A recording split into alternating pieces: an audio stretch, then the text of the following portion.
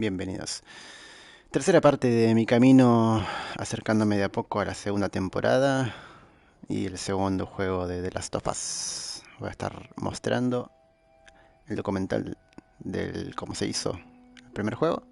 Esta es una edición extendida que está en Part 1. Tiene media hora más de metraje. Así que espero lo disfruten tanto como yo, ese extra que nunca vi.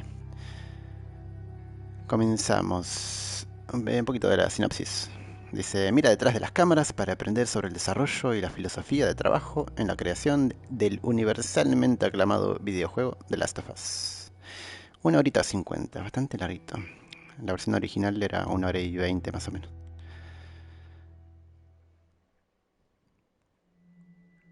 La siguiente función documenta la creación de The Last of Us. Para mayor diversión, completa el juego antes de verlo, porque tiene muchos spoilers. Están Making avisados. the new IP is how can I put it? It's just don't do it. It's insane. I mean, it's a very difficult process. You have more questions than you have answers, especially when you come from like you've been making Uncharted 1 and Uncharted 2, just kind of like now like things are going, you just kind of like good momentum, and then suddenly that momentum like just drops, stops. It's a very challenging process to create a new IP, and you're gonna fail over and over again, but that's what it takes. New IPs are really hard. They're hard because you don't know what's fun yet. You're building new tech, new AI, establishing new characters, new art, all this. You don't get that controller in your hand for like 6 months to a year. You don't know. You don't know what it is yet. I remember like ages ago coming on the project and what are the infected going to do? Like, what are they going to do? They're going to behave like this. I'm like, okay. We're like trying to imagine what's going to happen. Fast forward like 4 months, they don't do that at all because it didn't work, right? It's hard mode, right? Like it's game development on expert. There's a big thing about making a game, right? Which is a game has to be fun. You get your first build where everything's working. You got player mechanics. You can walk around the world. You can shoot. You can melee attack people. You've got the AI in there. They're very intelligent, very difficult. And it's totally not fun because they snuck up behind you and murdered you in a second and there was no way to figure out what was going on. We're making a game, by the way. Hey, James.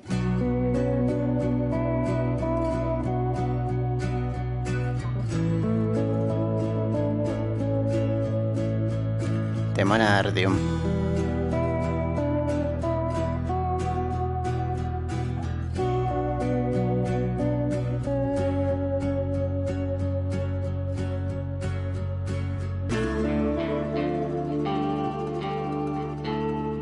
The company has grown quite a bit since I started. I think I was the 12th employee or something back when we got started, but we've tried to stay true to those smaller studio roots. I've been here for 16 years. There's just no reason to leave. I just like the environment here. It's very non-corporate. I think the way we work on Dialogue is kind of special because we don't really like hierarchy or bureaucracy, and no one is really just a manager here. Naughty Dog has a very flat structure. We pretty much all report to the co-presidents and the game directors. I always tell people when we hire them, just like, my job is going to be able to trust you, and that's what I want. I want just to give you something and you go with it, and I know it's going to get done. We believe in iteration, we believe in collaboration, and we believe in the people making the game working directly with each other.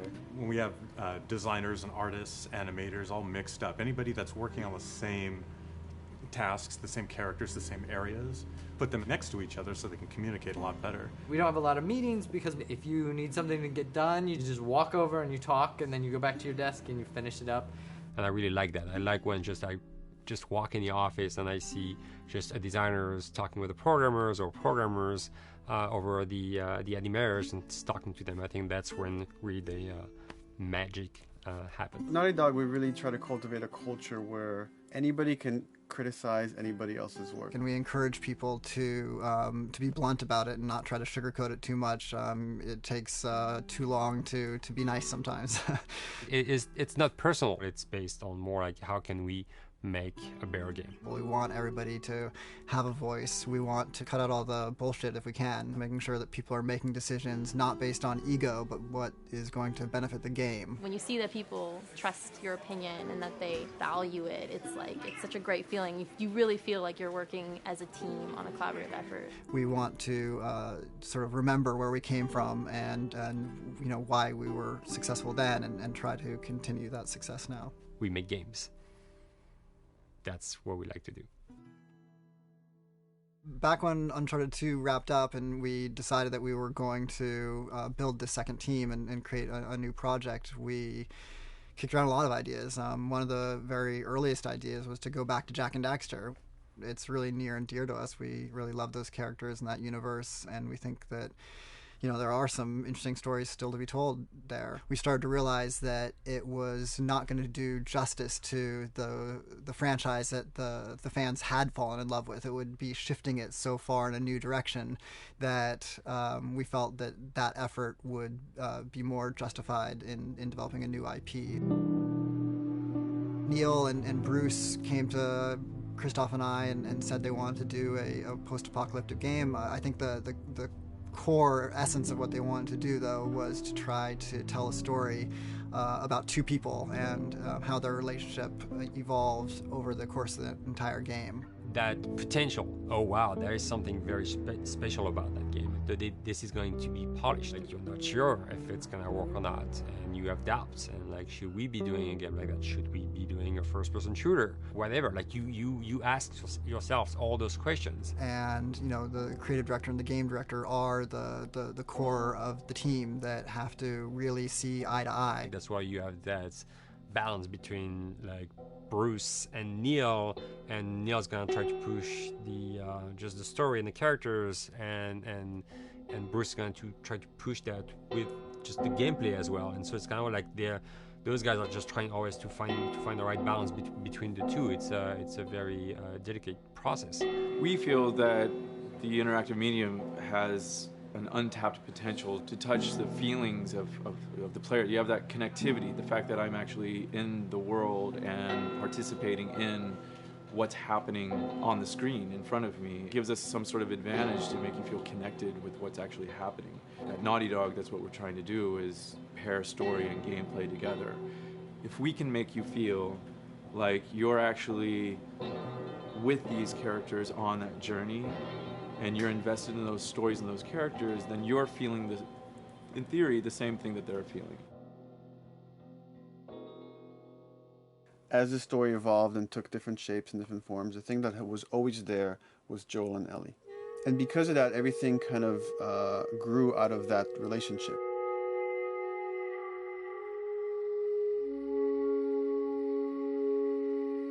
We've seen kind of that role of the anti-hero change, especially over the last 3 to 5 years, to where before it was like, you know, the thick-neck mercenary kind of guy. For this game specifically, for this story, we needed something new.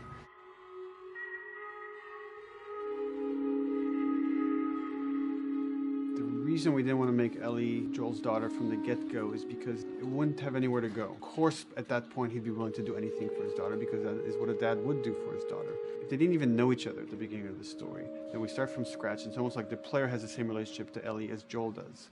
And we could take our time to build that relationship between these characters. And if we do it right, then the player will be feeling that same growth that Joel does. And we're kind of mirroring that emotional relationship between the two.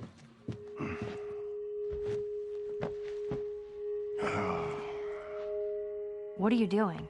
Killing time. Well, what am I supposed to do? I am sure you will figure that out.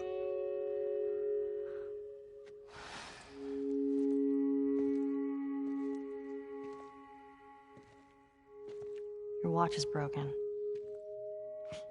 It's exciting that Neil wrote something like this, where he's like, I don't want to make the stereotypical characters. I want to make real people in this crazy situation and these forced to make decisions that are really tough. Like, what would we be like in those situations?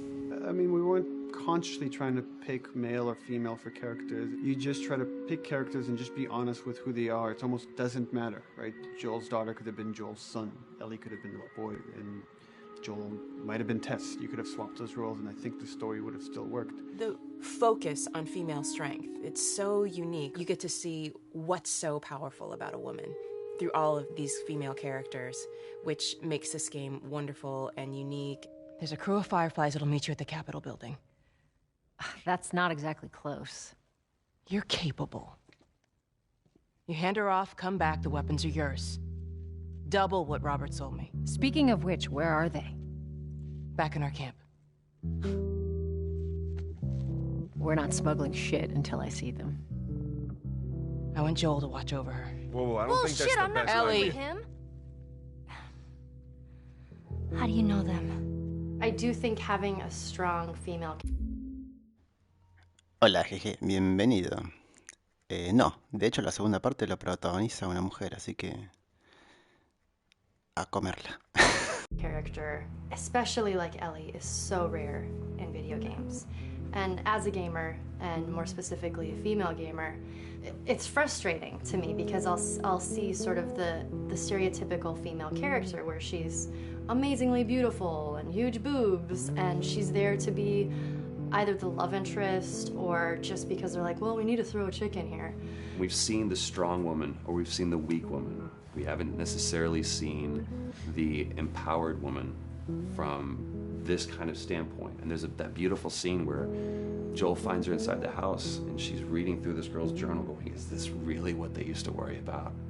What shirt do I wear and what boy am I gonna go out with? You know, and to be met with those first world problems that we deal with every day and go, how trivial is all of this? I think it's gonna resonate a lot, not just with, you know, a female audience, but with a male audience as well. The thing that was intriguing to me after the fact is knowing that we're kind of creating a female action hero in a way, and this is her origin story with Ellie. To sort of be such a strong female character that is completely normal looking, regular t-shirt and jeans, and she's 14 and she is still a total badass, is really exciting to be a part of that. There's so few non-sexualized women in video games, especially in the main role, that we were kind of proud that we were creating one. It's very complex, and without the players knowing it, she becomes the protagonist by the end of the story. And that's why she's in the front of the box, and that's why we've been promoting the two of them together so much. Who's there? It is a dual protagonist game, and yeah, I guess I get nervous to think about it in that way.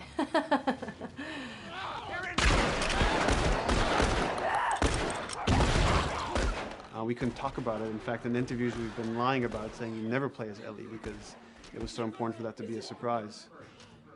Sorry, journalists. Here we go.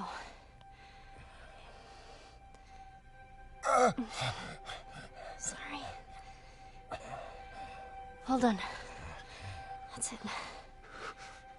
The tone of the game was set pretty early on that we knew that we wanted to make a really grounded story. We knew that we wanted to make the player feel the sense of tension and dread and go through the same emotional roller coaster that Joel and Ellie were going through. One of the things we kind of struggled with is to say, well, if we want to really ground this world and make it so like realistic, maybe we shouldn't have anything that could be perceived as a monster. Maybe like by just having an infection that just killed people, and it's all about humans and how they deal with this post-apocalyptic society and how different people decide to survive. Maybe that would be enough. And what we realize is because we're making an action game, a lot of the storytelling happens on the joystick. And once we remove the infected, it's like all of a sudden now we can't tell the story through gameplay of what happened to the world. And that's where we kind of went back and kind of brought the infected back in, because it lets you see, once you're fighting them, the threat that people had to deal with, that otherwise would just be very cerebral and people could talk about it, but you couldn't necessarily experience it yourself. In a novel, that might work. In a game for us, specifically an action game, it didn't work. And from there, when we start kicking around those ideas, and we're just like, what would be cool just to play? The early inception for it really came from a BBC video we saw called Planet Earth, where they were talking about a cordyceps fungus. This cordyceps fungus gets inside of the brain and controls these ants, and mandibles start chomping, they grow up to higher areas, cordyceps fungus sprouts out, and then it germinates. And essentially uses them to spread its infection and take over whole colonies, sometimes wiping them out. As soon as we saw it, we were intrigued by the idea of, what if it jumped to humans?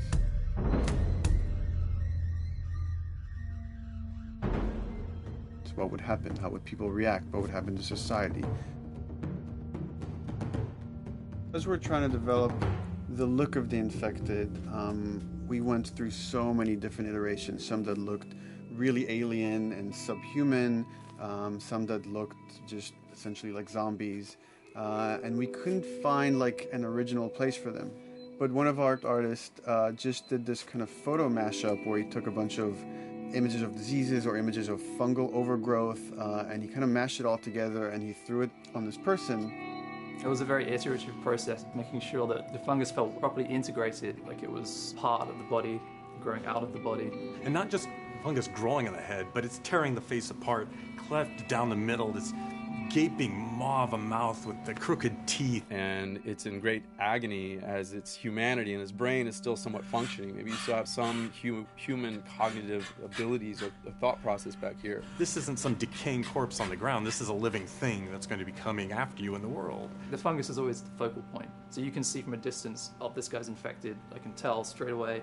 In fungus, they have these beautiful saturated colors, and we really like that conscious of this something so horrific that it's going to like stop at nothing. It's relentless force of death, and yet elements of it are beautiful. It's not just about gore. It's not just about everything about it being scary, because to us it's actually scarier when things on it are somewhat benign or somewhat beautiful. It was evident that we were onto something that was quite a bit different and something that we hadn't really seen before, which was eerily human but very disturbing. And it seemed so creepy and so unique that right away we gravitated towards it, and it's like, this is our base infected. Everything should kind of come out of this look.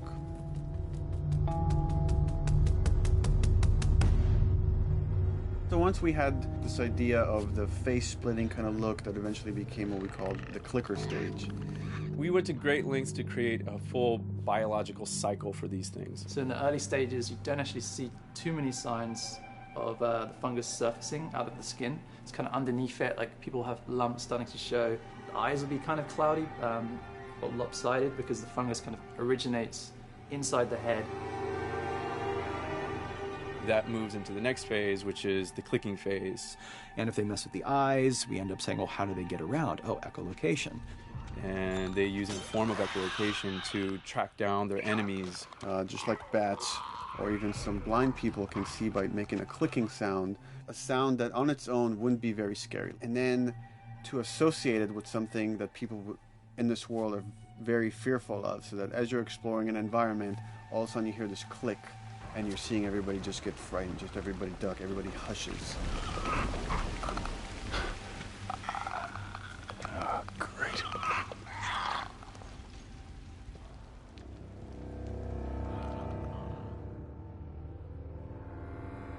The bloater is the most severe of the stages.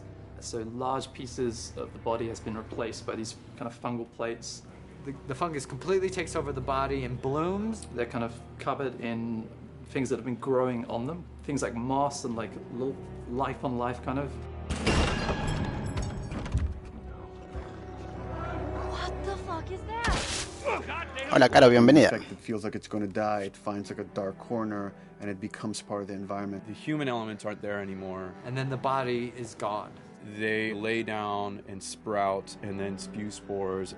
And if people can breathe those spores, they become infected as well. It all had to kind of make sense of how each stage flowed from one to the other.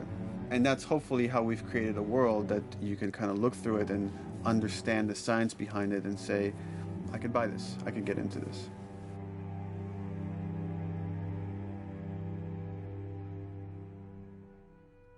Qué lindo escribir con lluvia. Te felicito. Hace rato que no escribo, pero Evacuation. Evacuate to where? What do you think? Quarantine zone. estaría bueno retomar algún día. Some places got a heads up before the infection showed up. Most didn't.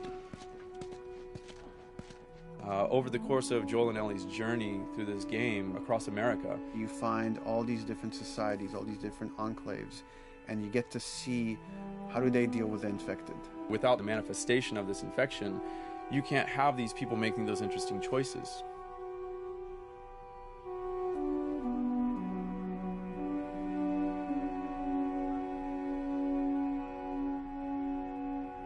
The world we decided was actually its own character, really grounded with a lot of texture. What happens, after 20 years of the fall of man, when no one's taking care of anything. This book called The World Without Us describes in detail how much fighting on a day-to-day basis we have to do to keep nature back.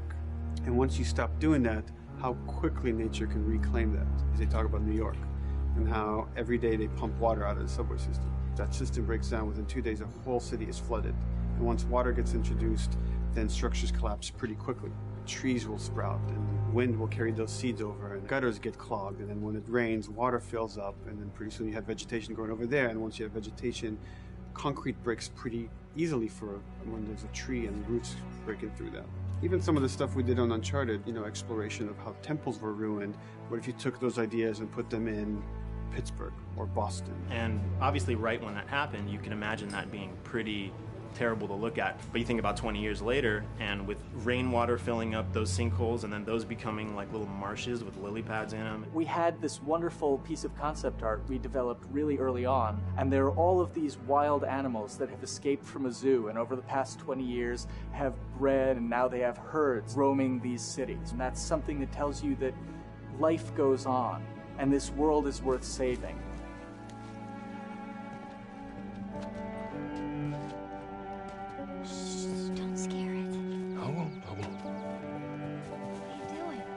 There's something really pretty about nature reclaiming its domain once we are gone.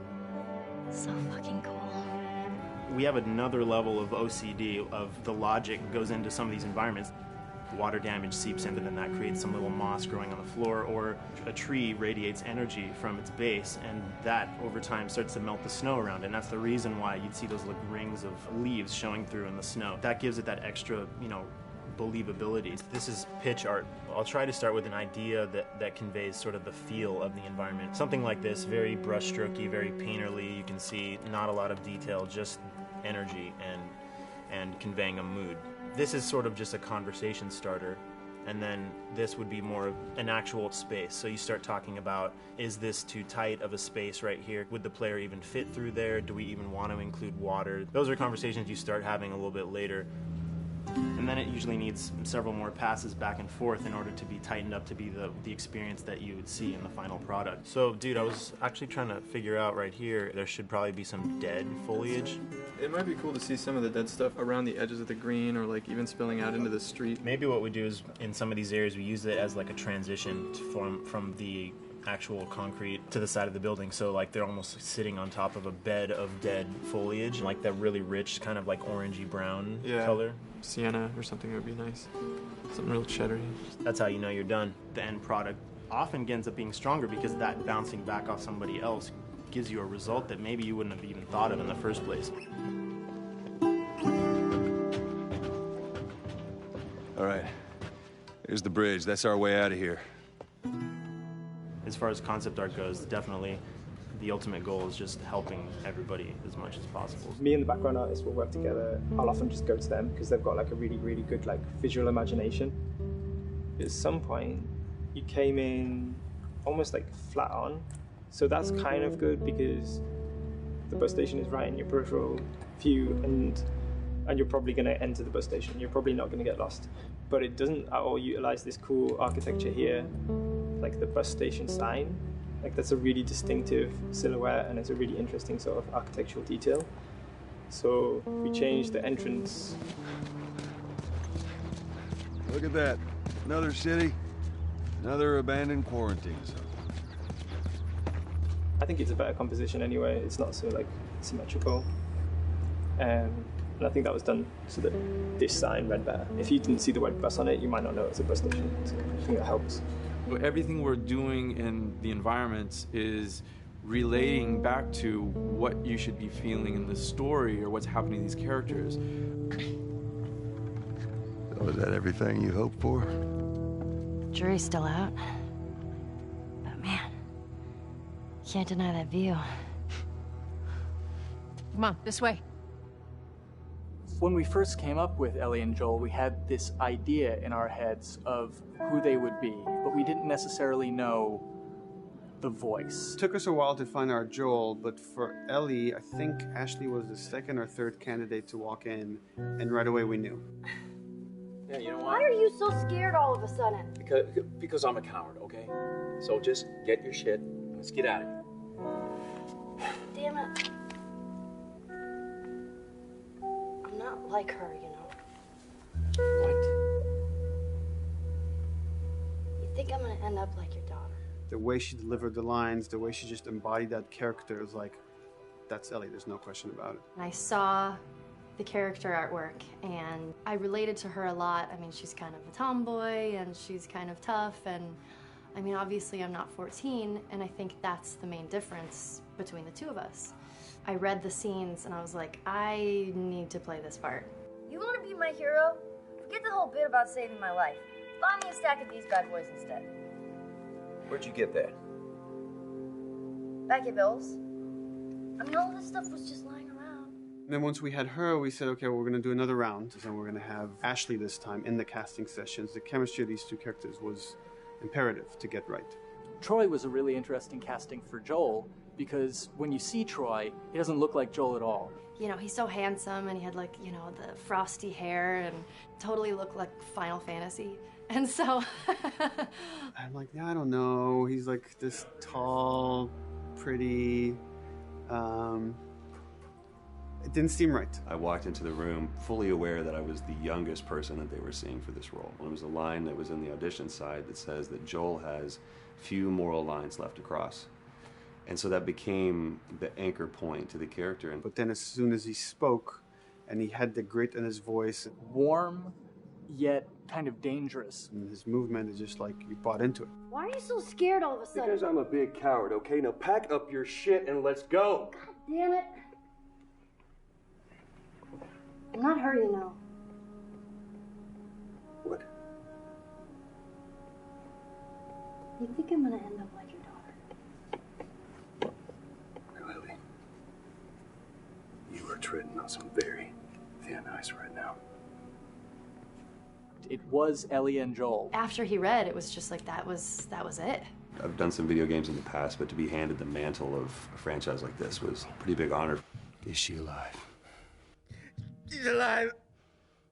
She's David's newest pet. Ah! Where?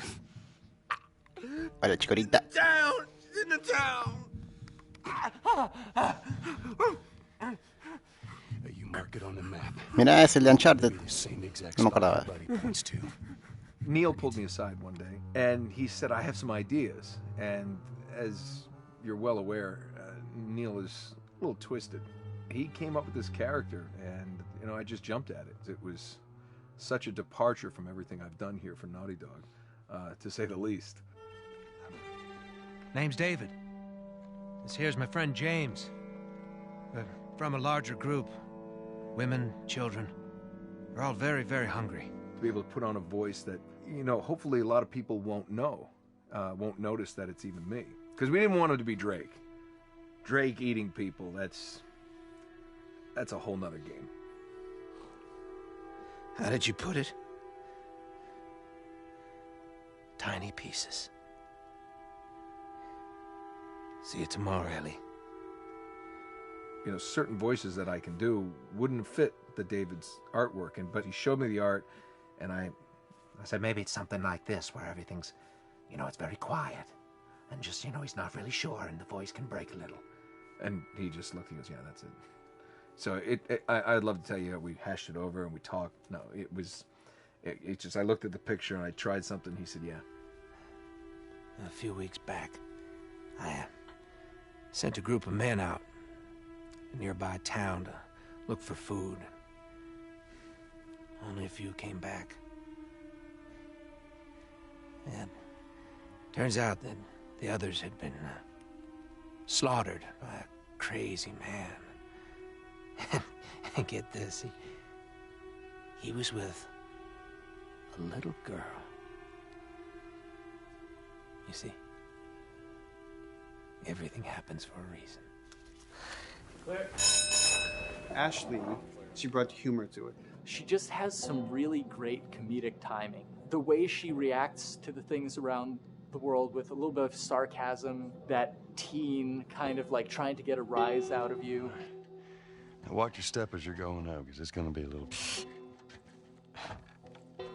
It just brought a certain levity to the story. Este es el documental de del cómo se hizo The Last of Us, Chicorita.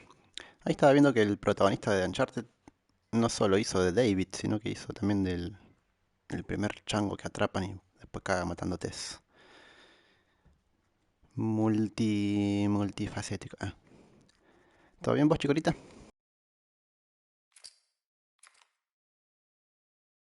That the story needed. You didn't even realize it needed it until she started doing some of that stuff. Oh, I'm sure your friend will be missing this tonight. Mm-hmm. It's light on the reading, but it's got some interesting photos. Now, Ellie, that ain't for kids. Whoa! How the hell would he even walk around with that thing? Get rid of that. Hold your horses. I want to see what all the fuss is about. Oh, why are these all stuck together? I'm just fucking with you. Bye-bye, dude. Throughout the course of shooting over these past couple of years, Ellie and I have kind of morphed into each other, which I know sounds so cheesy. Neil always asks, he's like, well, what would you do in this situation? I think the most important thing that Ashley brought is a sense of capability to Ellie's character that wasn't there in the beginning. The very first thing we shot involved her being pulled out of a car and attacked, and Joel was supposed to go save her. It was written that Ellie sort of was just kind of watching on the side, just waiting till he was done, and I was a little frustrated because I was like, well, if this were real life, I would do something. We did a couple takes, and at some point she walked up to me and she said, I feel like I'd hit him.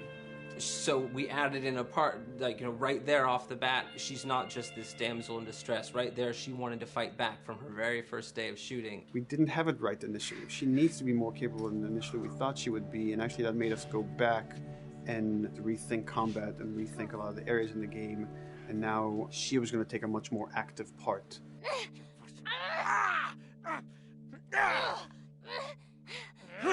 Anything that requires, a lot of body movement, we do with the actors on the mocap stage. And we try as much as possible to use our actual principal actors, use their body motion as well as their voice. We capture it all at once there on the stage. Having the actors perform as well as being recorded at the same time was imperative to get an accurate performance. Because every time you split up the performance in any way, you lose some of that magic where they did a gesture or they delivered the line a certain way.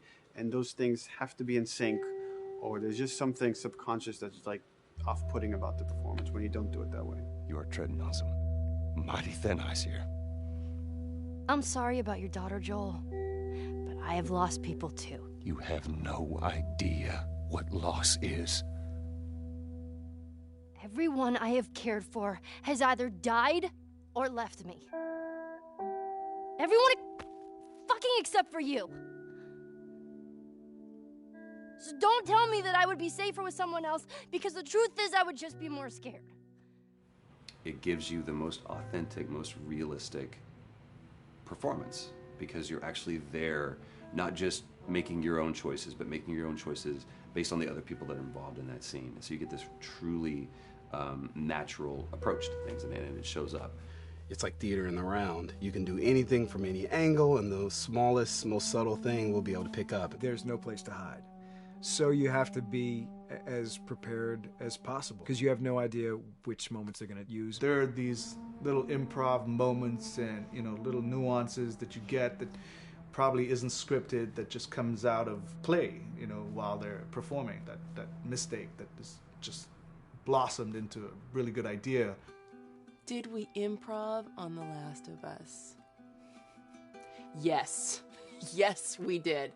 Doing this was a whole lot like being 5 playing in the backyard with a stick, and this is my machine gun, and, and a pine cone is my hand grenade. It's all your imagination. I'm doing the exact same shit that I did 45 years ago. I just get paid for it now. We square. We're square. And get the fuck out of my town. I don't do a lot of voiceover work, so for me it was nice to be able to work off of your other actors. I can't imagine it working any other way. I'd never done mocap before. I didn't know what to expect. The suits were crazy. Yeah, the suit gave me wedgies. Like, deep wedgies that I had to pick out with my middle finger. Too much information. Just how damn sexy I look in a motion capture suit. I look like 10-pound of sausage in a 5-pound casing in that thing, man. Once you get past the fact that like everybody else and you look like weird clown people with these little dots and stuff, once you like give over to that, it really was pretty easy to make it just feel like you're in the moment and in the scene. Everyone that was on this is a slam dunk. This isn't just another gig to them. And that creates a really cool energy for people to really start experimenting and playing jazz. Floor is yours. And action.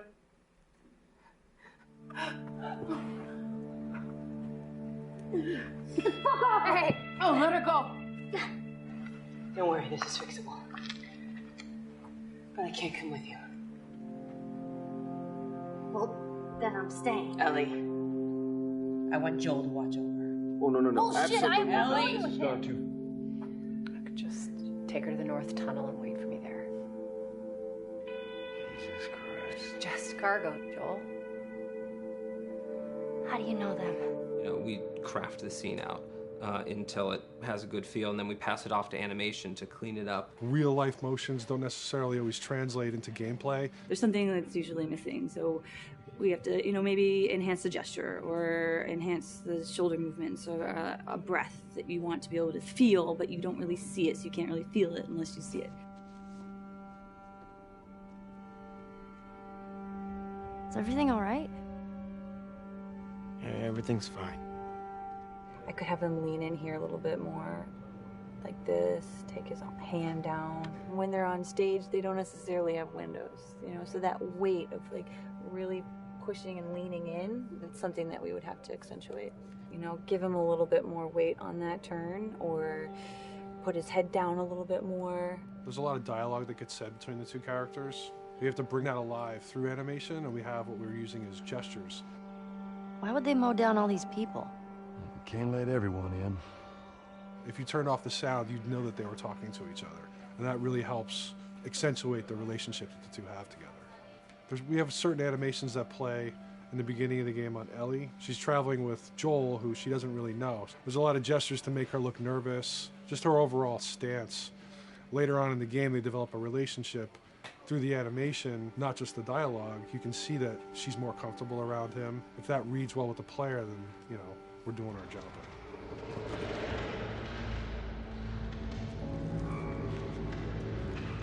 We want her to look scared when she gets a gun. We want her to look scared of the gun.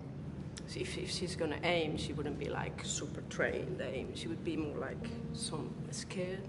But at the same time, it needs to look cool and feel cool to the player that plays. It's really just these little tiny details that we're doing, and it's coming across. It's working out well. We don't do facial capture, we don't track eye movements on stage, it's just the motion capture data. Everything that you see on the faces is hand keyed. As you can see, this is all of her mocap data. And so when I'm doing something like this, I go back and forth to the performance that she was giving, and I watch just this section over and over and over again. So this is our default face, where I can make everything super extreme and make her all squinty and angry, turn her frown down. I can open her mouth, stick her tongue out. It's listen, watch. Okay, where's her mouth at this point? Like, is it open? Is she making like a grimace? About Tess, I don't even know. Here's how this thing's gonna play out. You don't bring up Tess. Ever. Matter of fact, we just keep our histories to ourselves. We shoot all of it to just get the body motion, and then we'll do a second pass with the cameras. The scene's playing back on an overhead projector, but it's also playing back on a monitor that's attached to my rig. Sean and I would go to the stage and motion capture the camera, filming the scene, and so he would get a whole wide shot, a whole close-up for the whole scene. You can change your lenses, you can use your standard 35, 85, 50s, whatever, all that sort of live action camera cinematography, you can apply it on stage. We make sure to go back in and add flaws. We keep the confinements of the room So the camera can't go past a certain wall, because then we have this cheated perspective. If the cameraman bumps into the wall.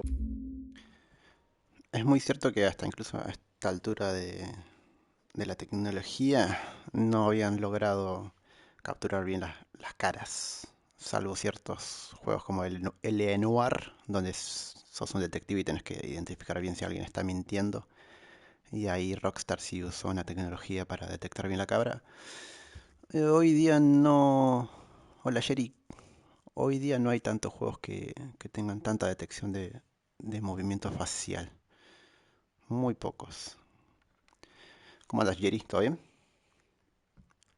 We keep it, missing focus hits when you're pulling focus, going too close to a character and reframing those little moments in there. Kind of keeps it very cinema verite. If everything was too perfect, you wouldn't be able to put your finger on it, but you'd be able to feel it. It would just feel off. It's very much about grounding it, despite having the option to do whatever we want. Being able to place the cameras anywhere we want after the motion capture gives us both advantages and disadvantages. The biggest advantage is it means that we just have to nail the best performances we can get, and the luxury is that we can always swap it. The 3D world gives you limitless opportunities with cameras and movements, exposures, all that stuff. Most of these cameras are sort of set up like real-world cameras. So we have lens, we have f-stop that will create the depth of field. We have aperture to set our film back and all that stuff. A master, and then I have my close-ups, my over-the-shoulders, sort of just like a live-action production. Let's go to camera 30 at the 23.458. Then I get that kind of weird, bend across his back. The closer I bring the camera, the more bend I get, which is doesn't look right. It looks less cinematic than if I do that, which flattens the whole thing. And I'm trying to also catch Ellie. Like if you scrub a little more, catch her in the back here. So I want a longer lens and that kind of stuff. Since I've only had experience working with live action before I got into video games, it was a kind of a cool adjustment to be able to have this extra flexibility in post, to swap a line of dialogue for something different, even though that's not what the actors said at that time, and to be able to still have a close-up on them while they said it. You get to make it probably more perfect than you could ever make it in live action. How far are we gonna take As far as it needs to go. Where was this lab of theirs? Because our actors are both the voice and their body, they get to play, they get to try things, they get to work with our director to kind of come up with new ideas, or even our director will have a new idea on the spot that wasn't there in the script, but realizing when he sees it, oh, well, this would actually be better, this might feel better. And those changes all just happen organically there on the set. He could even lead straight into his thing. It's like, no shit, yep, Ty, we wanted to do that, so we rented 2 Harleys and drove cross country. Keep it pretty succinct, like we got the bikes, rode them cross country. Cool. It's shocking to me that this is Neil's first time directing. There was a specific tone and a specific approach that Neil and Bruce wanted to take with this. It just came down to there's nobody who knows the story better than you, and then there's nobody that knows these characters better than you. Why don't you just do this? He and I actually had a conversation about it. He says, I think I'm going to try this myself, and I'm not sure. Neil was fantastic. The floor is yours.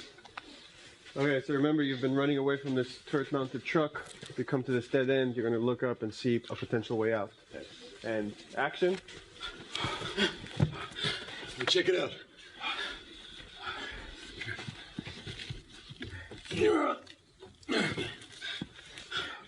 I mean, his writing is honest, and it's dangerous, and it's natural. And I love his economy of words. He doesn't hit everything on the nose, so it leaves it open for you to interpret and bring some nuances and things like that. The entire process is collaborative, but really it's led by Neil's willingness to change and flow and decide something doesn't work, fix it right there in the moment. And it is something that's very foreign to the way that TV and film is done now, where everything has been micromanaged by the time you get it to the table read, and no one wants you to change anything, and everything's very precious and has been rewritten with notes from 20 people in suits, and you can't do that just anywhere in entertainment these days. Yeah, I want to make sure. I think I swung too far over to this way, and now it's a little bit of making jokes about it, and I need to bring it back to center a little bit. There's one scene in the game where we see Joel not as a ruthless survivor, but as a father. I knew from the very beginning that he's going to lose his daughter. And I just told Neil, I was like, when that day comes for us to shoot that, I need a heads up. About a week before, he said, it's time. We're going to do that scene. I was like, okay. Because I knew that I was going to have to go to this place that you don't really want to go to as an actor. You want to find some aspect of reality that you can empathetically draw from, you know? Troy and I were both kind of just like walking around for a while and just kind of getting into the zone. And well, my grandpa died when I was 8. He was like my dad, and so that's always what I use to get into that place. You know, I started recalling all those memories and starting pulling up all those feelings, and they're just right underneath the surface. When I walked back in, everyone realized that something was different. They kind of like calmed down, you know. You could feel the energy just like drop a little bit more. It was brutal. I lose my shit. I mean, just completely break down. Don't do this, please, God, no. Oh, God, no.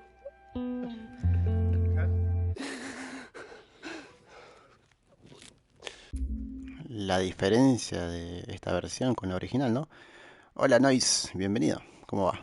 Estamos viendo el documental de cómo se hizo The Last of Us. ¿Todo tranqui? The soundstage was deathly still. It was the first take, and I felt really good about it. And it's like Neil said, okay, let's do it again. So you do it again, and automatically you feel like you're manufacturing because you're trying to go back to that place, and you know you're in that actor nightmare of trying to get back to that reality. And we go through it again in 5th and 6th and 7th take, and I'm just exhausted. I'm crying between takes, and I'm looking at Neil going, this is really, really hard. And finally, after like the 8th or 9th take, he said, all right, I think we got it. I was like, oh, thank God. And I went outside, and I was just jacked up for the rest of the day. Just I mean, a wreck emotionally. But we got it. Then 2 weeks later, he calls me. And he says, so we need to reshoot a scene. I'm like, cool, what scene are we doing? And he just looks at me. I said, dude, don't do this to me. And you can either at that moment throw your hands up in the air and say, fuck this, and walk away. Or you can say, okay, this is an opportunity to get it more right. I'm like, okay, all right. Yeah, you don't think you got it? I'm going to show you that you got it. We've got it in the can. And so we go through it again, and it just feels fake, feels artificial. And Neil goes, go through it again. We start doing it again. And I'm getting madder and madder with each take. And finally, about the 4th take, Neil comes over to me, and I love him so much. He goes, so I'm picking up on some resistance. I was like, you're damn right you're picking up on some resistance. We've got this in the can already, and we're just wasting our time, and we're wasting all this effort and energy. And then he started talking me through the scene. And he was like, what I need you to do is I need you to just strip yourself of all these ideas, and I need you to hit this beat, and this beat, and this beat, and this beat, which just makes it sound so mechanical, and it's such an emotional scene. So we start going through it, and literally I am mindlessly doing these things at this point. Okay? I know it hurts, baby. I know. So I'm gonna lift you up. I'm gonna get you over here. Come on, baby. Come on, work with me, please. God, baby. Sarah. Sarah! Don't do this to me, baby. Don't do this to me, baby. Come on. And he stops, he goes, now we got it. And I realized that the reason why I wanted that first take to work was because I wanted everyone to look at me and go, wow, what an actor. And that's not what the scene needed. Those moments where you just have to sort of calm your ego down and just go back and do your work.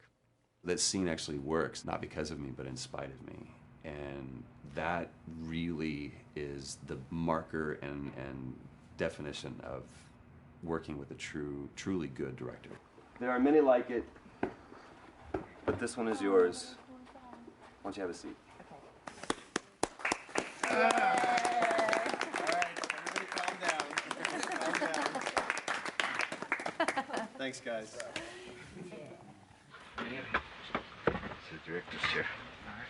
Hola, forajido, bienvenido. We wanted to have a pretty minimalist soundtrack. And we Parece que estabas lurkeando ahí.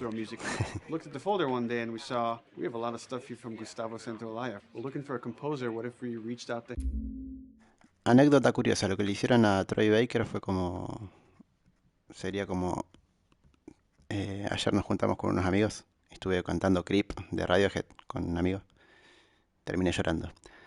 Sería como intentar cantar Creep con, con mi amigo hasta poder lograr cantarla sin llorar. Eso le hicieron a Troy Baker. Repetilo, repetilo, repetilo. Hasta que te salga bien. Hola, Lobita. Cántala ahora. No, no. Bienvenida, Lobita. Gil, a mí no me saludas, dice el otro. Sí, te saludo. Hola, Sub-Zero. ¿Qué crees que te hashtaguea incluso? Ahí te arrobo. Him. Oh no. Sarah. Move your hands, baby. I know, baby, I know.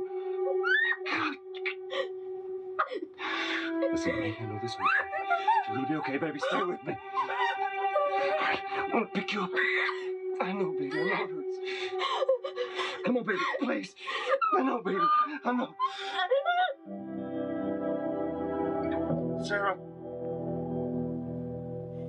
Baby.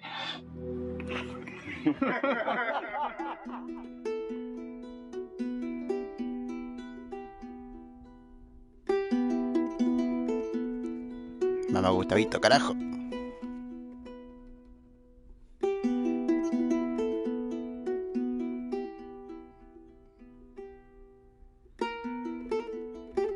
My life has been and still is kind of like a road movie. I grew up in Argentina. I came to the United States in 1978 because we had a horrible political situation in Argentina. We had a military dictatorship where 30,000 people disappeared at the hands of the government and many other more were tortured, and I was blacklisted. It was just impossible for me to keep on living there. I've been in jailed many times since I was probably 15 years old just because I had long hair and I play an electric guitar. So I had to embark on this trip. I can relate to that kind of need of movement and going to the next place and the next place and the next step. I'm always attracted to the possibility of getting involved with a project from the very beginning. I like to work from the script and talking to the director. It's never been, oh, give me a piece like this, or give me a music that's this. It's just been very high level. Here's what the story's about. Here are the themes. Go write some stuff. Since I don't know how to really read or write music, the way I produce music is actually recording it. So I like to come early in the projects, and I did in The Last of Us.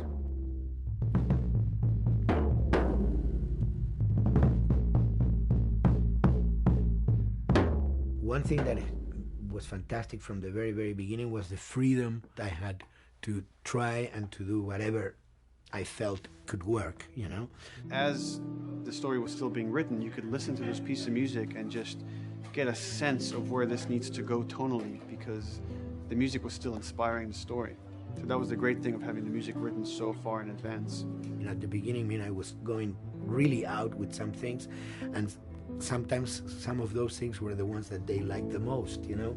So I really felt very motivated to work, and I enjoyed immensely working. It was this very organic back and forth experience where one element was inspiring the other and vice versa. I needed to go into some more dark places, more textural and not necessarily melodic. ¿Qué dice Jorge? I'm always trying to sort of push myself into playing instruments that I don't know how to play. There's an element of danger and innocence. Lennon once said, you know, give me a tuba and I will be able to do I'm an artist. I should be able to do something. I like to put myself in that situation.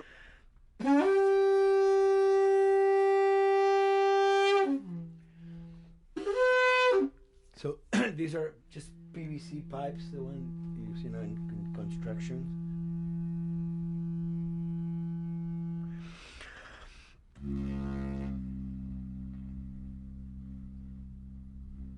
Or instruments that I know, kind of twist them. From the concept of the prepared piano, you know, I mean, I've worked with prepared guitar to stick things into the guitar and things like that. And also in The Last of Us in particular, I work with the detuned guitar, so I really tune the guitar extremely low, and the result is, you know, strings that are very loose and will produce not only sound but produce noise. Because I believe, you know, every environment has its own sound. We have in our, you know, small studio, we have actually the possibility to record almost anywhere, including the bathroom, and we have done some fabulous recording, especially in the kitchen. When you score to picture, which is something that I don't do, then you know what you're going to expect. But when you provide people with music, like I've done in all the films that I've done, and then you see it, how the director decided to use that, you know, in what particular way he uses it or where they edit it, it's always fascinating to me. I watch a scene and I'm going, you know, it's fantastic how they use this piece. I would have never, of all the music that I've done, probably I would have never used this piece there, but it works, you know, great. So I like that feeling of collaboration. Re traijardero el Gustavo, se fue a buscar una acústica de cocina, se fue a tocar la guitarrita a la cocina para buscar la acústica de la cocina. Para buscar la reverberación de la pava del mate.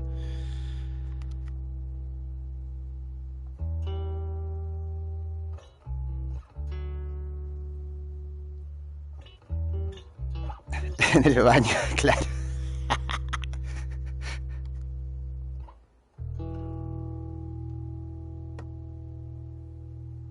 I think, you know, the guys also that work in programming and adapting that music to the game, they should share a lot of the credit for the end result. In the beginning, there was silence. Yes. Then they hired sound designers. Then they regretted that decision. Yo diría que sí, Sub.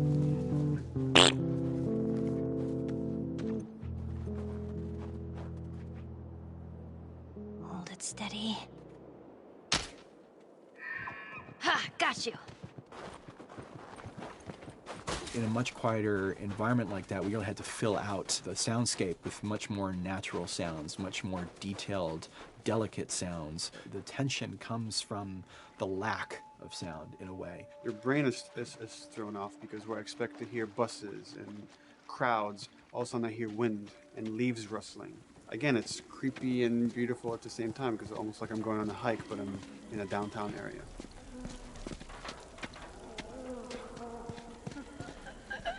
Get up over this crop.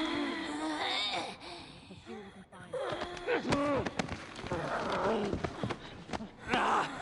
So Neil, I mean, we were going through the iterations, so he just did not want, like, yells and screeches and what he called, like, you know, kind of witchy qualities, Right. like cackling witch. He didn't want anything like that. It was a little bit of a head scratcher to figure out, okay, how do we make it sound human but not human? Yeah. We really did not want to use any animals. We wanted these all to be human. Derek and I basically decided to hire a couple of voice actors who did some interesting work vocally to see if they can come up with something. Es un juego muy difícil de platinar. El original era más difícil porque tenías que hacer los trofeos online. Este ya lo jugué en stream. Quedó en YouTube el gameplay. El 2, voy a seguir jugando el 2 después. Por eso estoy poniéndome yo un poquito también al día. Y esta es la versión extendida del documental. Yo ya había visto esto en la versión de Play 3, pero agregaron media hora más de metraje que supongo que es un poquito del behind the scenes de cómo hicieron el remake, supongo. And we worked with this girl, Misty Lee. She started giving us these really great screeches. And that's no process. Yeah, that's just her voice. And it started going into this little click. We also used a little bit of Phil's voice.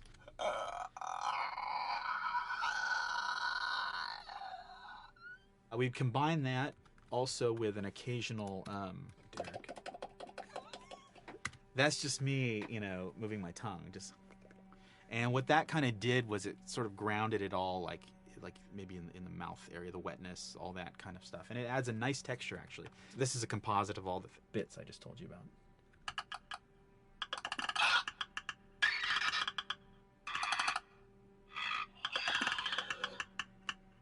Sounds like a Snapple bottle. Oh, the lid? Like the lid, yeah. That's a good idea. fuck? Where were you guys like months ago? Why did we think of that? Why did we think of that?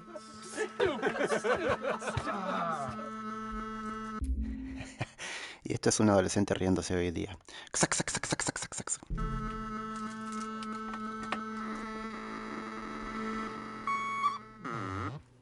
Viewers at home, you're probably wondering what this is. Let me tell you. About 10 years ago, I saw this Synthie A suitcase synth. I wanted to get one. This finally arrived in January, just in time to start using. I thought, well, what can I do with this?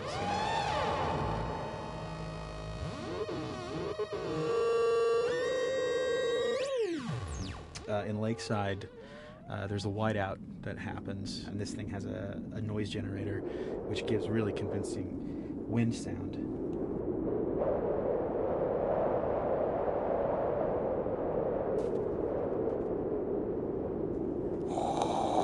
The military still has technology. There's sirens and alarms, so I wanted to try some new concepts.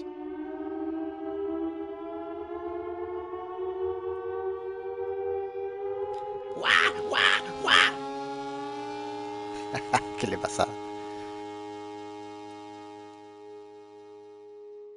Man. What? Nothing. It's just. I've never seen anything like this, that's all. El tráiler dice, qué falta de respeto. Never walked in the woods. Respete, como diría Lale.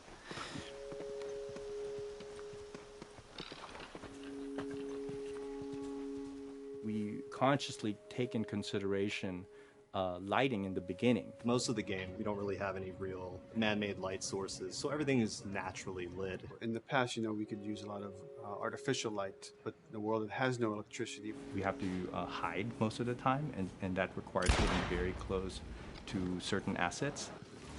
Just stay back.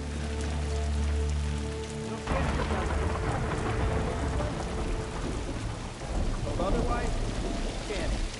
Detail's expensive, and if you build up too much of it, you end up running into technical problems, right? Your engine slows down. When the frame rate goes down, everyone can bring up the profiling tools and see which parts of the frame actually cause the drop of the frame rate. This is the profiling tool. These are all the SPUs. Here's the GPU, and then here's the PPU. You can see here's the main process and here's all the sub-processes, and you can see, tells you how many milliseconds and cycles it's taking. The programmers are whiz at modifying this stuff and realizing, oh my god, why is this thing so big? We're taking 10 milliseconds on this thing. And then that's when they come over and find somebody and hit them over the head with a club and be like, why are you doing this? I love, we put the 30 frames per second goal because that's what we shoot for. Someone nicely put the 60 frames per second goal. It's like, yeah, we're not going to hit that. Lighters usually can come up with different lighting setup that still looks great, but is less costly in terms of performance. Did you talk to the character artist about her hand? So her face is getting a lot of spec, but then her arm is just like bone dry. You think something we can tweak in shader? We'll have to send back to character team Michael to take a look. I can play with the lights and see if that creates more like spec. Yeah. I've never ever focused so much on lighting and how much sensitivity there is to that here. One of the first lighting scenarios I had to do was 7 a.m. overcast. I'd wake up early and take photos with my phone. What color are the shadows? What color is the light? It is a master's course unto itself of how to deal with ambient lighting because I've never had to use it so much. Man, this is kind of sad. What is? All this music that's just sitting here. No one's around to listen to it. I don't know. It doesn't seem right. All the characters cast soft shadows onto the environment. Even when there is no direct sunlight or no direct light sources, we still have nice fuzzy shadows.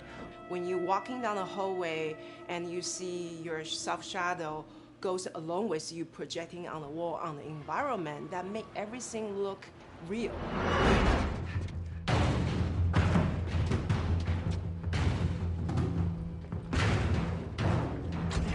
Follow me through here. Okay. The flashlight brought a whole new spin on it. So some of the environments end up being really, really dark, and you need the flashlight to get around. Give me your hand. We want to have the environment be really dark, but also at the same time have colorful surfaces that are sort of hidden, so when a flashlight hits one of those, it bounces off onto the ceiling. If you shine a light on a red wall, it will bounce the red lighting of the whole environment. And it's very difficult to do, very expensive, but we did it. Everything should have a bounce lighting. Otherwise, the world is gonna feel dry and unrealistic.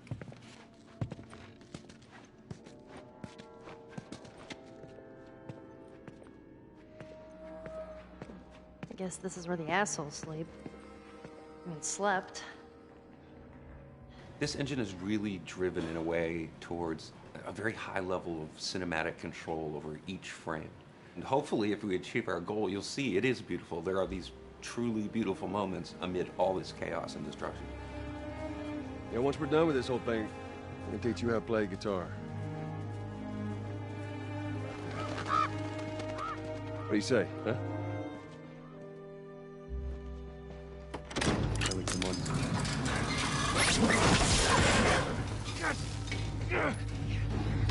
I got you. Damn it, Bill. What just happened? One of Bill's stupid traps. There, that fridge, it looks like that's a counterweight. Okay. The story really dictates sort of the arc of the overall pacing. Storytelling would always want to be subtle. They would always want to keep the world grounded in reality. But gameplay has requirements where the player needs to see this thing. The player needs to immediately know that the enemy is attacking, that this room is dangerous, that this room is a puzzle that you have to solve. What are the things that we can do on the joystick to make you feel the same way that these characters are going to feel when we get to this next pinch point in the story? There's a turn in a scene that we need these characters to take, and we need you to feel it or understand that, and that means you have to play it. Sail! Oh, thank God. Keep running. Doorway, over there. Run!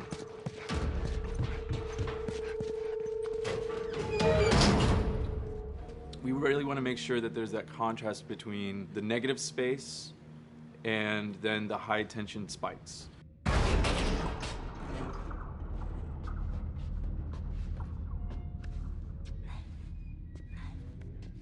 A lot of times we won't play music, or we'll play very minimal music just to let you know kind of the state, whether you're still in stealth or combat has broken out. Hearing someone's footsteps or hearing a person breathing on the other side of the door has so much tension to it. You hear that? Shh, quiet. You feel the tension of the world, make you question whether you want to engage with these guys or kind of try to stealth around them. That's another reason why we don't have traditional cover in the game. You smoothly move around everything, contextualizing with the environment, but you're never locked down. We want the player to, with that crafting system, with the scavenging system, with all of the abilities available to them, to constantly be moving around and changing as the moment arises. Gameplay is all about, I have a limited set of tools, and how am I going to use those tools and those limitations to overcome this obstacle in front of me. And that obstacle might be infected, might be another class of humans that wants to kill me for a bottle of alcohol in my shoes.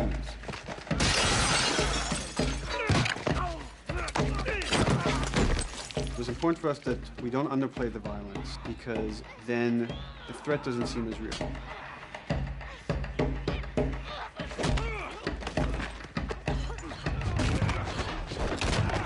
We see video games as this incredible medium to tell stories. We want to treat it as equals to books or comics or TV or movies. This is subject matter that would not be considered out of the ordinary to tell in one of those other forms of entertainment. Fucking hunters. See, this could have been us. We wanted you to buy just the desperation of these people and why they're behaving this way, because it's so brutal. And at the same time, we didn't want to make it so over the top, stylizing it, so then it doesn't become as real. It was important for us actually to hit that middle ground where it's kind of disturbing. That glint that's happening on that curvature, it'd be good if there was a way that we can guarantee that from this angle, we're seeing it. But it's overall too bright and opaque. Yeah, looks like paint. Yeah, see, the blood on the ground works really well. Something about the other shader is messed up in this environment. We got to fix that to unify the look. Shouldn't make you giggle or laugh or any of that. You should be kind of appalled by what you have to do, but you understand why you're doing it.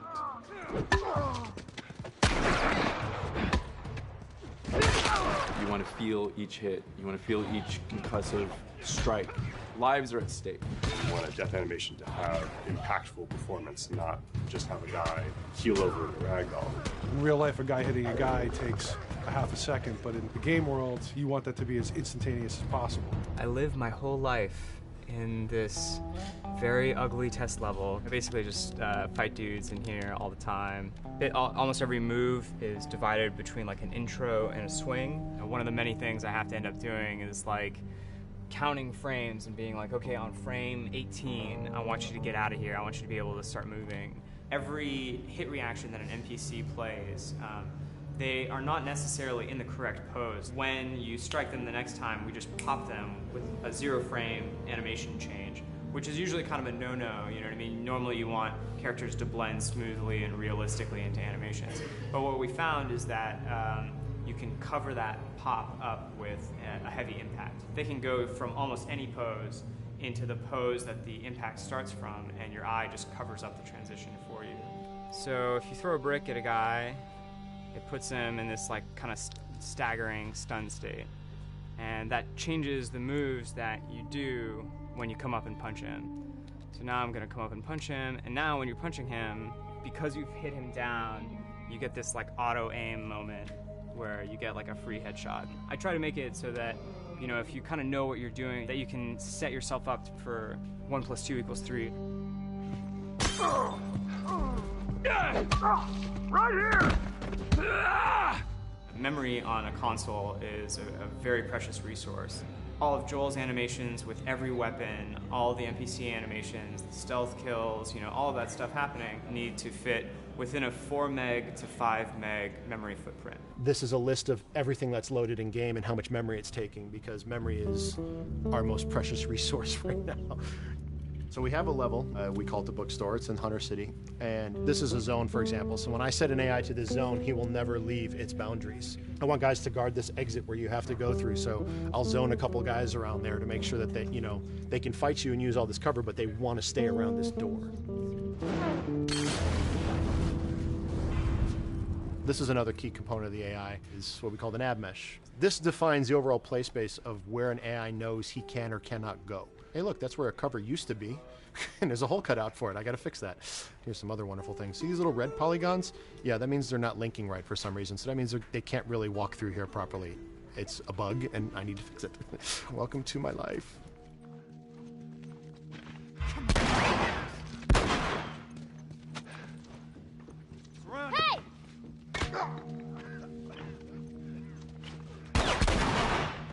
If you look at a lot of games, NPCs are usually only alive for, you know, a few seconds before the player ends up shooting them and then they're dead.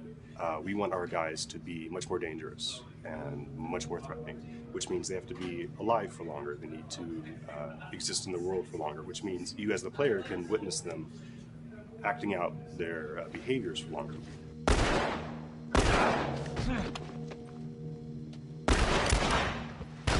So we've been working really hard on our AI systems. Back of the box, biggest bullet is going to be like AI.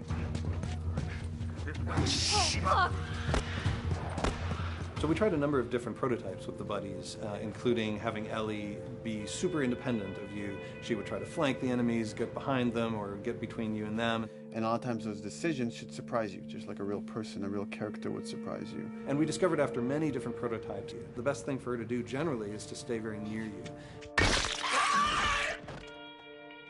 You need the exploration, you need the scavenging, you need something to say like, okay, if we just crank it to 11 the whole time, then it's pinned up there and there's no time to breathe, no time to assess or analyze, and no time to really contrast. There's no way of shifting the pacing.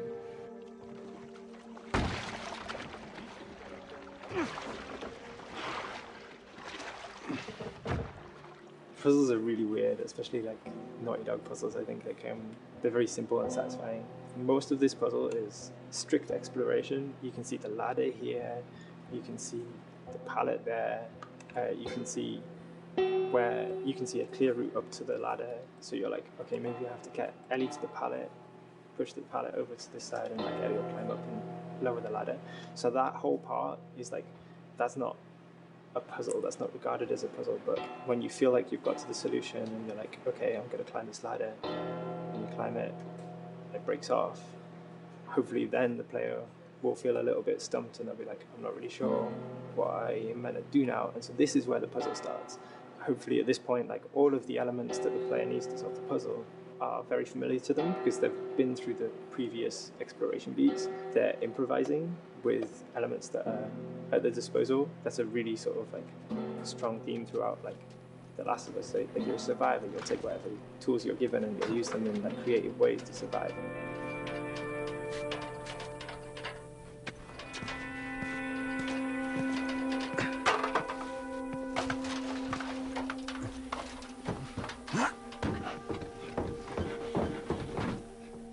We set out to create something kind of new to Naughty Dog, this crafting system. Our lead designer, Jacob Minkoff, he got this book of like the survivalist handbook and homemade munitions and all sorts of funny stuff. Just start reading about, okay, if I was just wandering around in a collapsed society, this world, what stuff that seems like I could find? Alcohol and sugar, you know, if you want to make a smoke bomb. It's difficult to balance the right amount of resources against what you think the player's going to need and making sure that the player feels like they're getting just enough to survive, but not too much that they feel like they're a powerhouse. We wanted you to be forced to make some choices in the world that showed how depleted the resources were. So if there's a particular point in the story where the characters are having a particularly difficult time surviving, then we want you as the player to be finding fewer items, farther apart, harder to survive. We will item starve you at the same time that those characters are feeling starved and worn out. Then you expose something to them. Oh, here's a cache, and if I can just get into that cache. Oh, look, there's a wealth of things in here. God, I was so worried. My health was low.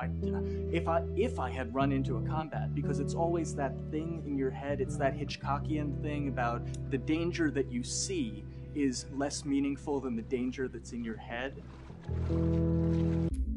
Pero viejo, uno no puede ir a comer sus margaritas al baño, tranquilo.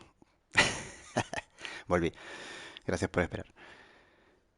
Justo me quedé sin agüita. Bueno, ahora voy a buscar agua en los... No, ya se cortó el conteo. Gracias por el agüita. Ahí voy a buscar más agua. Yo tratando de entender el paralelismo que están trazando con Hitchcock y The Last of Us y me distraen, viejo. Esas tripas. Esto lo he hecho en el pasado. Hace más de 10 años creo que hemos vivido esta situación. Eran otros tiempos igual. When we're designing the levels, you know, it's nice to have the stuff that we know people are going to encounter. You know, we kind of call this some of the critical path stuff. These are the things that 9 out of 10 players are going to find. They're right in the way. It's where you have to go. And then, whenever designing a level, you want to have... ¿Cómo le baila, Serge? Sí, ¿te acordás? Hasta incluso he desayunado, merendado y cenado casi en un mismo stream de 8 horitas en las viejas épocas. Bienvenido, Serge. ¿Qué me perdí? Tengo que ir a buscar agua. Y tengo que soltar, ¿qué quieres que suelte? ¿El tereso forajido? Canjeó para que suelte el tereso. ¿Todo bien, Serge? ¿Cómo le baila? That little nook and cranny, right? You want to reward the player being like, oh, you went over here. And then you also want to have that other second nook and cranny. The player is supposed to go place a ladder here and climb up through the rest of the hotel. But what they can also do is shimmy across this area, and I place a really cool like upgrade kind of off the beaten path to reward players for exploring. So if they come all the way over here, they're going to get this really cool training manual. It's a funny little bit of trivia. The HUD system, not the menus, not like when you hit start and stuff, but the actual HUD system where you see the reticles and stuff, was literally created for an E3 demo early in Uncharted 1, and that's been our HUD system, the foundation of our HUD system for the last 4 games. First time in Naughty Dog's history, we hired Alex. She's awesome, and she's got a really good understanding of UI and how it applies to games. The thing that I hate about any game's UI is when it pulls you out of the game for too long, no one wants to spend time in menus. Nobody loves UI, if we're being honest. Like, weapon slotting has probably gone through more iterations than any other system. The stuff that we finally ended up implementing, you press select, you get into this menu, then you D-pad left and right through the slots, and then D-pad up and down will change the weapon, and then just, you don't have to press X or anything, you just select out of it. When you're still, like Joel is here, that's fine, but then as soon as you get into an actual situation, so I'm gonna go over here and cause some trouble. Okay, so here they come. Oh god. Alright, so now I'm out of ammo. Now I need to like get back in that menu. I have to like run away from them, get into the menu, get out of it. And it ends up feeling like super clunky. Like again, okay, I'm out of ammo again. Get out of here. I need to take out one of my other long guns. And now Bill's in trouble. Bill's in trouble over here. And I've got to like I'm in a menu now and it's like, oh shit, whoever designed this UI is so bad. Like, what were they thinking? Bill's gonna die. In theory, it worked, but then in practice, it felt a little clunky. We wanted it to be the absolute minimum amount of button presses. You don't say to yourself, oh, I'm never going to be able to do this in time, so I'm just going to give up. I'll die, I'll restart, let me try again. You want to always make the player feel that there is a way to survive. They can just do this fast enough. And like what's going to go in now, if you just left, right, D-pad through this stuff, you swap out your guns, like between long gun and short gun. If you're now on this gun and you were to hold X to pick your gun. So it all happens within the same system that you're using to slot the weapons. The first iteration that I did on that was awful. It just took way too long to get in. It was just a mess. QA was so upset at me like all the time. I'm sure they hate me now because of that system. Valentita, bienvenida. Fui a buscar agüita.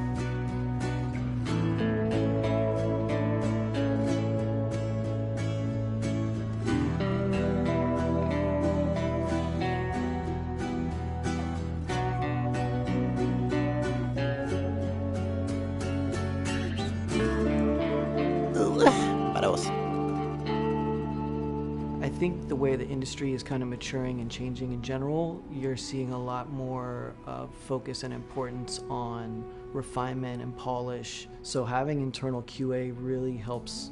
The industry is kind of changing from QA being this like tighten up the graphics on level 3 bro kind of vibe to like really being a more technical, mental, investigative job. On the publisher side, it's more reactive towards the code being delivered in a stable, controlled environment. Whereas on the developer side, especially at Naughty Dog, we are going beneath the art and the design. We're given enough weight where we can go up to somebody and be like, look, you have to fix this. Why? Come over, I'll show you. That kind of feedback, I would love to be able to say like, that was us, but it gets so diffused throughout the iteration process that you're just kind of like adding your I guess like genes into the gene pool and then just seeing what happens, you know what I mean?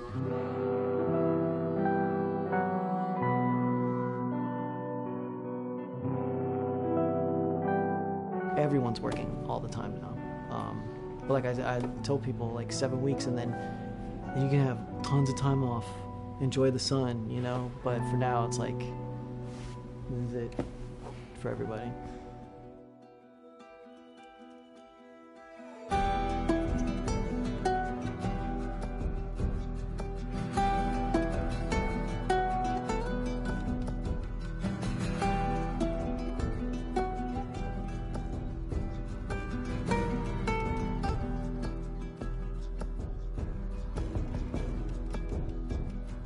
Crunching is part of making games.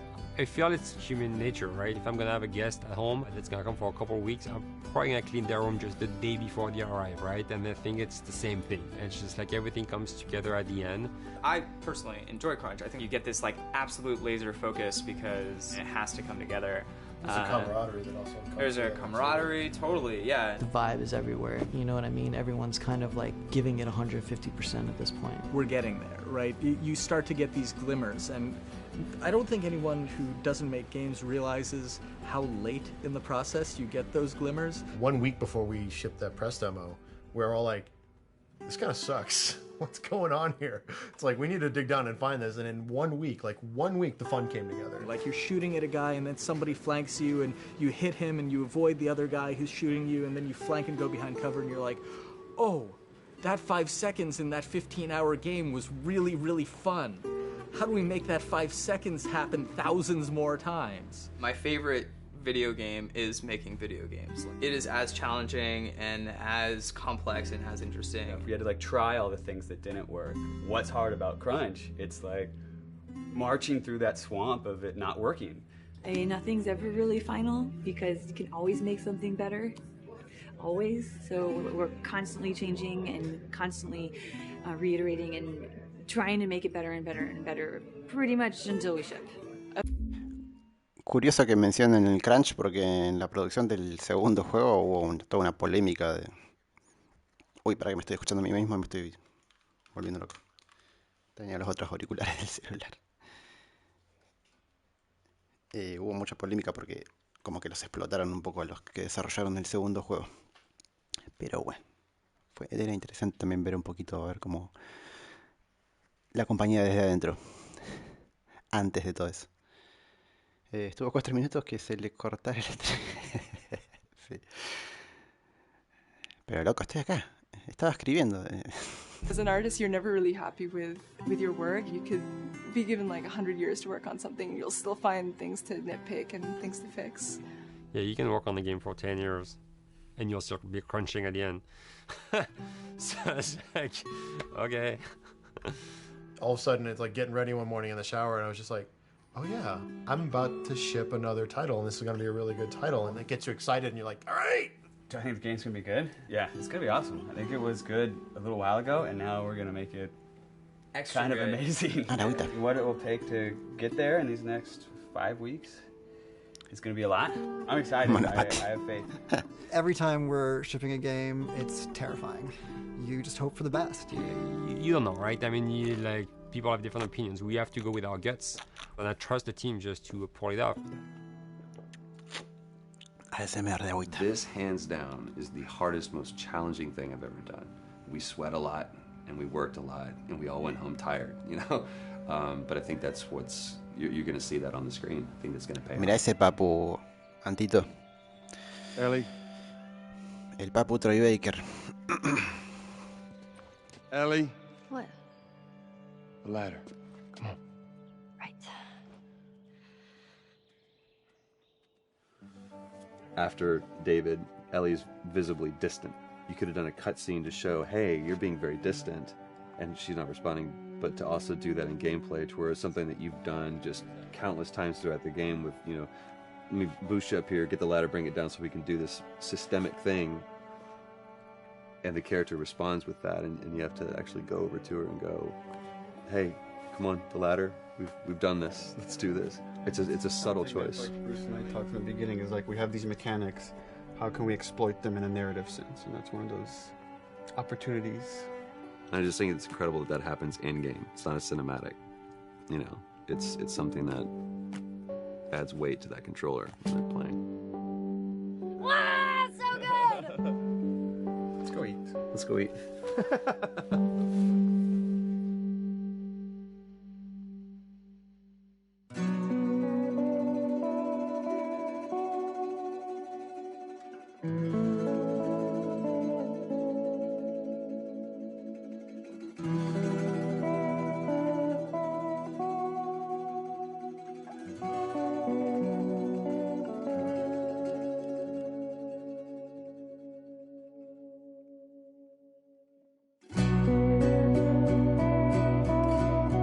¿Ya terminó?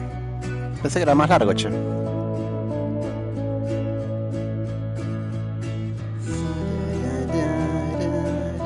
cómo andás, Antito? ¿Qué onda?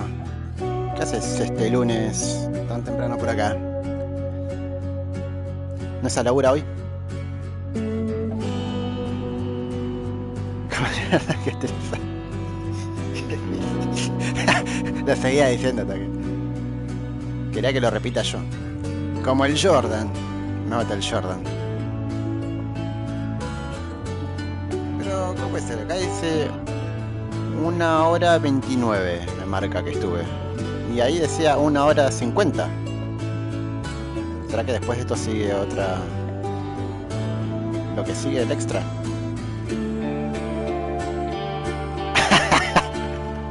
Por eso decía que me dejen disfrutarlo.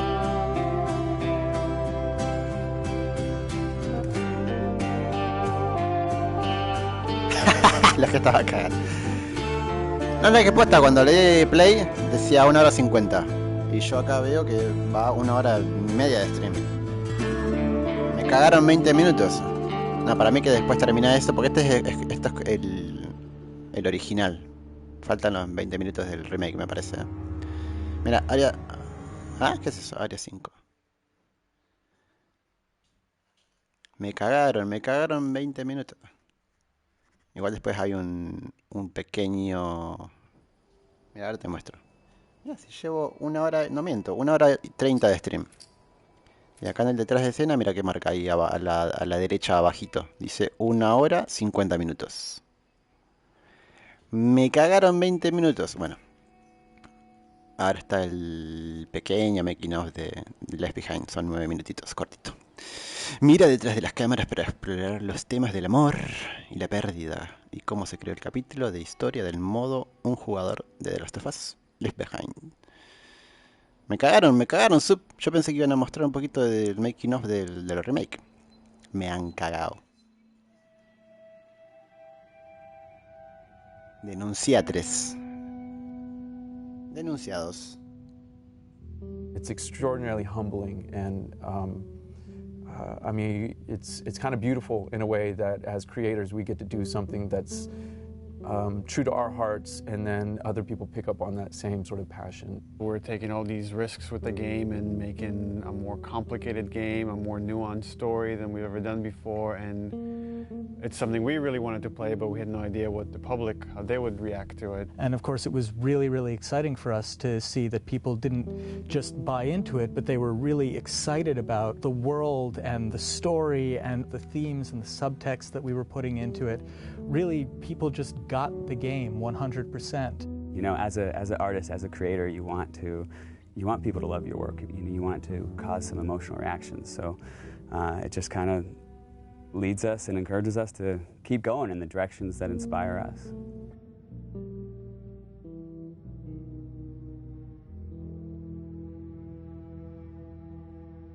The Last of Us American Dreams, the graphic novel we released through Dark Horse, co-created by Faith Erin Hicks, the co-writer and amazing artist on that comic book. And it introduces the character of Riley. And in it we get to see kind of Ellie coming out of her shell, and she starts taking on these attributes from Riley, but it's the first day they meet. And it became really interesting to us to say, okay, months later, after these two have become best friends, and they've had this falling out, where does that relationship go? In discussing ideas, it's like, what if we got to play through that kind of relationship? What if we saw that relationship? And it gives us an opportunity to test out various mechanics and storytelling ideas that maybe we couldn't test on the scale of the full game, but doing it in a smaller time frame allows us to try out these ideas and say, okay, that's interesting. How did that work? The comic book was kind of a great way to see a little bit of what Ellie and Riley's relationship was. So when we set out to design the world, we already had a point of reference that there had already been some great work done just in terms of some of the visuals and some of the language between Riley and Ellie. I think we had a sound story pretty early on that we felt was compelling enough to okay, that justifies us moving forward with the idea of single-player DLC. Now you have a team of some burnt-out, frazzled people that you're trying to say, like, okay, guys, let's go again. Can we do it again? And that's a lot. That's a lot to ask of anybody after 3.5 years of grind. We kind of right away knew we wanted to focus on Ellie. We wanted to tell a little bit more about who she was before all this. We also felt like some people were wondering what happened in that time span between when Joel gets really injured and then you play as Ellie. And I felt like I wanted to meet Riley. Like I want to know her. I read a little bit from like the comics, and you kind of had this image in your head in the character, but you kind of really don't meet them until you start to see them. And once you get the actor in there, once you get these people, they really start to come out. All this time I thought you were dead. Yeah. It was interesting sort of this time around to be with someone new. When Yanni came in during casting, I was like, that's totally who I saw in the comic book. That's totally her. That's totally who I heard. You need to cast her. I was a bit intimidated to kind of come on to something that's so big. It's different, actually started with it, and you're, coming in, I guess, as a sophomore, you know what I mean? Like, you feel like, oh gosh, am I gonna fit in? And then, will I really be able to live up to the standard that's so high? With The Last of Us, we got to see the events that led to who Joel is during the game. We never get to see that with Ellie. With Ellie, we're picking her up at the outset of the journey. What this DLC really allowed us to do is focus on Ellie's life prior to that journey, and we get to see, she's just a kid ultimately. Despite the journey she's about to go on, you get to see her have fun, and you get to see her playing with her best friend, and you get to see her be romantic with someone. You definitely see a very different side to Ellie. Being with another teenage girl sort of brings out that playfulness and that silliness that you see glimpses of that with Joel, but it's different hanging out with a 40-year-old dude. You know Ellie as this really tough, strong kid that has gone through so many crazy things and has seen so many things, to this other side of her, a little bit more vulnerable, softer side of her through the eyes of Riley. So it's a really interesting relationship there, because you get to see somebody who really influenced who Ellie is and taught her how to survive and be strong. And then you see that playful Ellie, and you see the events that are shaping her and changing her, and how she loses the one person in this world that she cares for. And then you understand why she's willing to fight tooth and nail to not lose Joel. She's already lost this person that she loved. She's not about to let it happen again.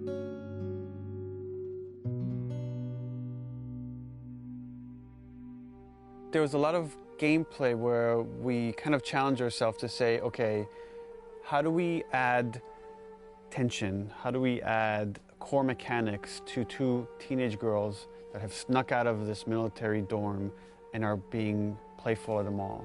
There are large portions where there is no combat, where we're really focusing on the narrative connection between you and an allied character. What's really important to us is how we parallel the player's emotional experience in the characters and vice versa. We want you to always be feeling the way that the characters are feeling. What the fuck are you looking at? We look at contrast a lot whenever we're trying to create pacing of things. And you can't have your lights without your darks, your highs without your lows. So while we're looking at the Ellie storyline, we also want to contrast that with what's happening in the desperation of Joel. So the combat is kind of an extension of the obstacles, the barriers inside of her way that she needs to overcome.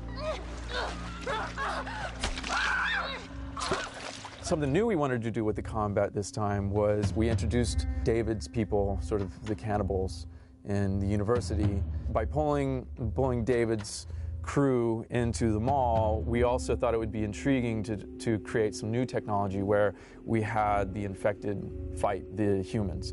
We developed a number of setups, combat setups, during the DLC where the player has the opportunity to pit those two sides against each other. And for us, this was really interesting because this allows you to use one faction as a weapon against the other. Now you're able to use these distractions almost as bait or as lures. So that creates this whole new way to think about a combat space and to think about ways that you move around. But it still drives home that idea that it's a desperate world and you're trying to survive in it. The main themes that we're playing with, I think, are love and loss, and on some level, devotion. What lengths do you go to protect the ones that you care about? If you never know if you're going to die tomorrow, in the next hour, in the next few minutes, every moment spent with those you love is a moment to cherish. The relationship between Ellie and Joel. ¿Qué dice? Entrégueme la falopa que está. El detallito ese de que hay dos facciones, esto fue creo que después de Metal Gear 4. Ahí ya el Kojima ya había integrado esto de estar en medio de una guerra y vos sos Snake y podés unirte a cualquiera de los dos bandos o esconderte ahí y camuflarte con el camuflaje óptico. Dame las drogas, forajido. It dealt with survival, it dealt with loyalty, and ultimately it dealt with love. The love of a parent to a child or a child to a parent. The DLC is not that different. In this world, all you really have are your relationships and your friends. I mean, that becomes everything. And I think that's sort of reiterated in the DLC. One of the great things about Last of Us was how much people related to Ellie and enjoyed Ellie and saw her as this strong character. And here we'll get to see how her time with Riley has become that, and something that propelled her to be able to go on this journey with Joel.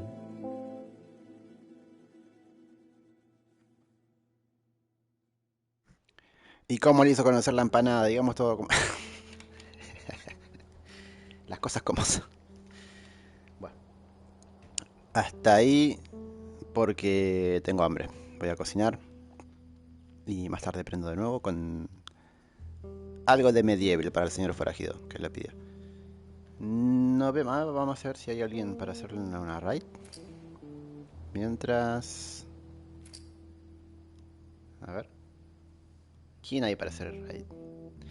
Está el amigo Alex Stein, síganlo, es un gran amigo, buena onda, está maratoneándose todos los Silent Hills en este momento, del 1 al 4. Vamos a caerle. Que es raro encontrarlo en vivo porque anda laburando mucho a full, así que aprovechen links. Vamos para ahí.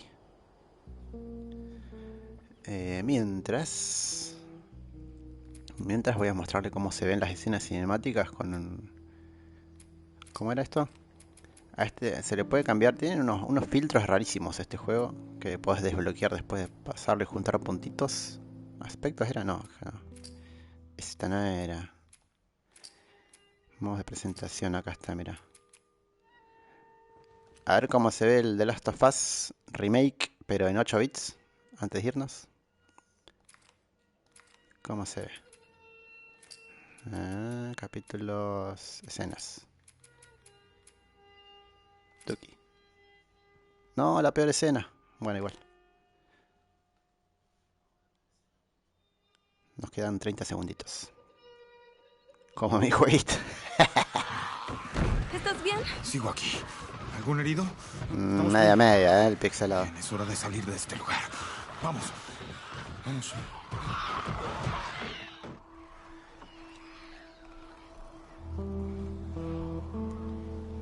Depende del plano.